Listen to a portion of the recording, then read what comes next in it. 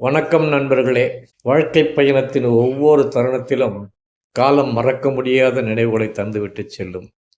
அந்த வகையில் நான் முதலில் சாப்பிட்ட பொங்கல் இனிப்பின் நினைவு மற்றும் அதன் பின்னணி குறித்து சொல்வதுதான் இந்த பதிவு. எனக்கு ஒரு 10 வயது இருக்கும்.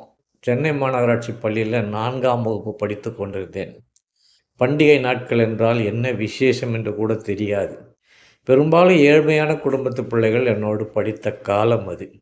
ஒரு நாள் திடீரென ஒவ்வொரு வகுப்பும் கூட்டி பெருக்கி கலர் கலர் காகித கொடிகள் தென்னை ஓலை தோரணங்களால் கட்டப்பட்டது. என்ன விசேஷம் என்று கேட்டபோது பொங்கல் திருநாள் கொண்டாட்டம் என்று சொன்னார்கள்.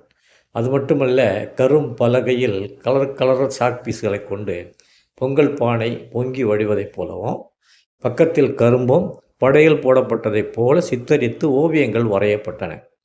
எந்த வகுப்பு அழகாக அலங்கரிக்கப்பட்டுள்ளது, கரும்பலகை அழகிய ஓவியங்கள் கணக்கிட்டு மதிப்பெண்கள் வழங்கி அதிக மதிப்பெண் பெறும் வகுப்பிற்கு பரிசும் கொடுக்கப்பட்டது. நான் படித்த வகுப்புக்கு பரிசு கிடைத்தது.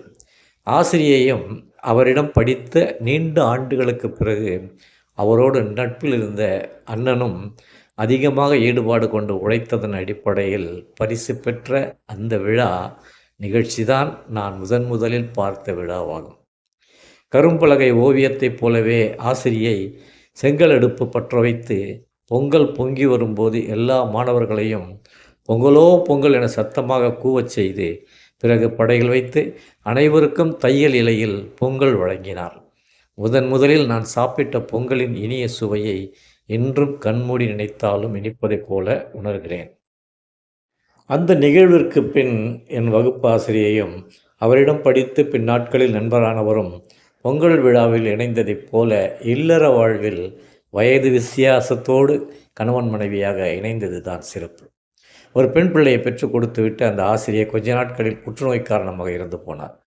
காதல் கணவரோ தன் மகளை அவரது மச்சினி துணையோடு வளர்த்து ஆளாக்கினார் என்பது அதைவிட மிக சிறப்பாக என் நெஞ்சில் பதிந்தது. 50 ஆண்டுகளுக்கு முன் நடந்தது என்றாலும் அந்த நினைவு ஏனோ இந்த ஆண்டு பொங்கல் திருநாளை கொண்டாடும் தருணத்தில் நினைவு புதையலிருந்து தலை காட்டி என்னை நெகிழச் செய்தது. காலங்கள் கடந்தாலும் ஒவ்வொரு தருணத்திலும் மறக்க முடியாத நினைவுகளை காலம் தந்துவிட்டு சென்று விடுகிறது.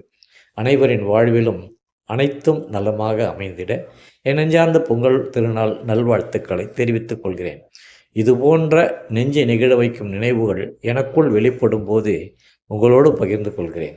மறக்காமல் எனது சேனலை சப்ஸ்கிரைப் செய்துவிட்டு உங்கள் கருத்துக்களையும் பதிவிடுங்கள். மீண்டும் சந்திப்போம். நன்றி, வணக்கம்.